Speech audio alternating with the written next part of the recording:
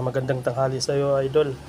Medyo tinanghali ako, ang dami nakapila eh. Ano pong gupit natin ngayon? Low taper fade lang po. Sige, salamat. Okay, ito po na po yung ano no. Kunan muna kita ng before and after. Salamat. Low taper fade po tayo, no?